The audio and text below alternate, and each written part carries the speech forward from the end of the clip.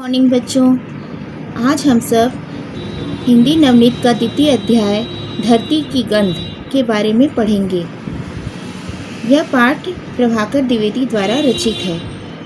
इस पाठ में बच्चों यह बताया गया है कि मनुष्य कितना ही आधुनिक क्यों न हो जाए, अपनी ज़मीन, अपने गांव, अपनी मिट्टी की गंध उसे जो शांति और सुकून देती है वह उसे अन्यत्र कहीं नहीं मिलती। इस पाठ को लेखक ने अपना ऐसा ही एक अनुभव यहाँ व्यक्त किया है। प्रस्तुत पाठ में लेखक ने ऐसे गांव का चित्रण खींचा है जो मन को एक अतुलनीय प्रसन्नता देती है, और यह प्रसन्नता, यह खुशी दुनिया की सभी खुशियों से अलग है जो लेखक को ग्रामीण जनजीवन में पूरी तरह से भीग जाने से मिलती है। बच्चों, लेखक अपनी गर्मी की छुट्टियां बिताने अपने गांव, अपने जीवन में स्थायित्व की कामना लेकर आता है।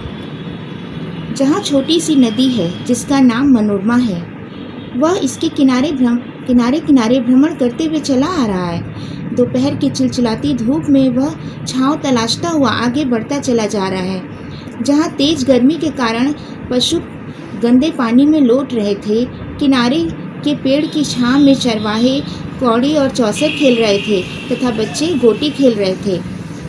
गांव में चारों ओर का दृश्य अत्यंत मनोरम था। 10 बजे तक की भीषण गर्मी में चलने के पश्चात लेखक का शरीर और मन दोनों ही थक जाता है और वह विश्राम करने के लिए गांव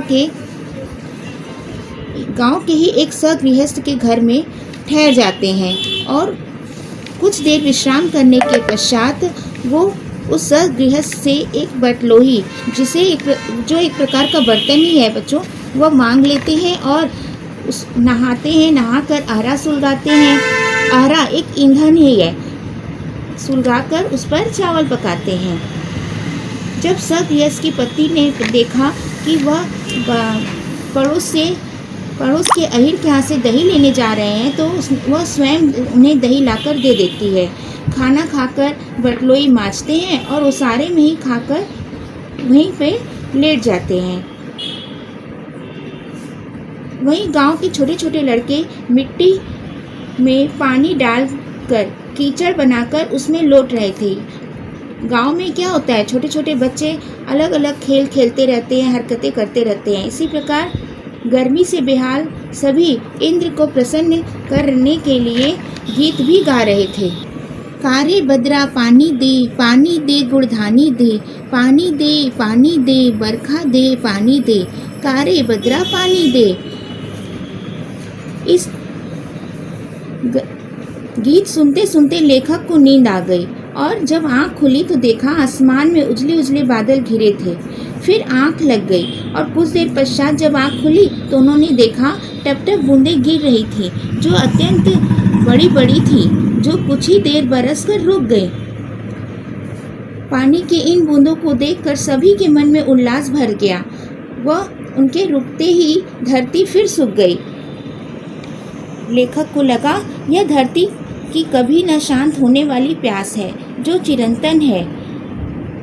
थोड़ी देर बाद दक्षिण की ओर के खेतों से एक ऐसा हवा का झोंका आया जो वन तुलसी की पत्तियों का था। इसकी सुगंध से लेखक का मन अत्यंत प्रफुल्लित हो गया। लेखक ने उठकर चारों ओर ढूंढा, पर उन्हें कहीं भी वन तुलसी नहीं मिली। लेखक बहुत ही व्यथित हो गए, परेशान हो गए कि यह वन तुलसी की महक कहाँ से आई। तो उन्होंने गृह स्वामी से पूछा कि यह वन तुलसी कहाँ है, यहाँ तो आसपास कहीं नहीं दिख रही है। तो गृह स्वामी ने कहा यह धरती की सांस है। अर्थात बच्चों, जब धरती पर पानी की बूंदें गिरती हैं और सूख जाती हैं तो उनसे जो भीनी भीनी खुशबू आती है, यह उसकी खुशबू है। ऐसी सुगंध जो हर किसी सुगंध को मात दे देती है।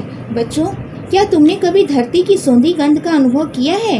यदि नहीं तो आज तुम सब ने यह अवश्य जान लिया होगा कि यही धरती की सौंधी गंध है।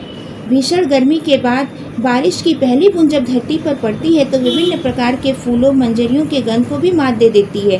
थोड़ी देर बाद फिर घने बादल घिर गए और झिनी झिनी बूंदें गिरी। फिर मूसलाधार वर्षा शुरू हो गई और चारों ओर चूड़ियों के समान वृत्त बनने लगा। अर्थात बच्चों, जब पानी की बूंदें गिरती हैं और पानी ज़मीन पर इकट्ठा हुआ रहता है तो वह बूंदें चूड़ी के समान वृत्त यानी गोलाकार आकृति में टप टप अपना आकार लेती रहती हैं।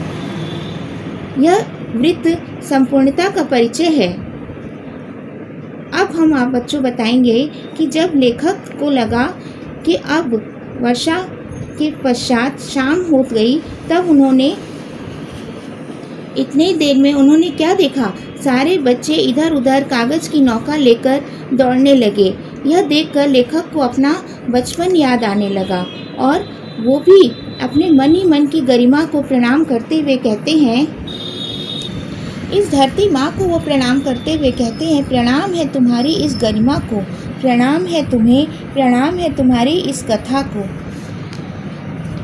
इस वर्षा के पश्चात धुले हुए आकाश में जब सूर्योदय हुआ तो वह और भी सुंदर लगने लगा। पुनः खेतों में लोग आ गए और किसानों ने हल बैल संभाल लिया। स्त्रियां घास चिकुरने लगी। बच्चे यह सब देखकर पुनः कीचड़ में खेलते हुए मंगल गीत गाने लगे, जो वर्षा का मंगल गान है। यहीं से गांव का क्रियाकलाप फिर से आरंभ हो गया।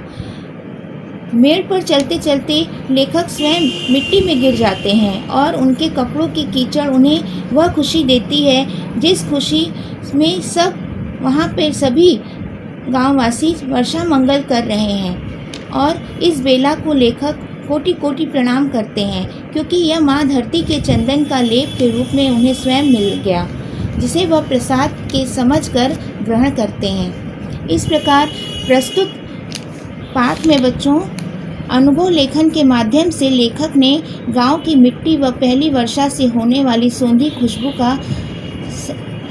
खुशबू को संचित कर उसका वर्णन किया है और इस वर्णन से हम सबको भी अभिसिंचित कर दिया। धन्यवाद बच्चों।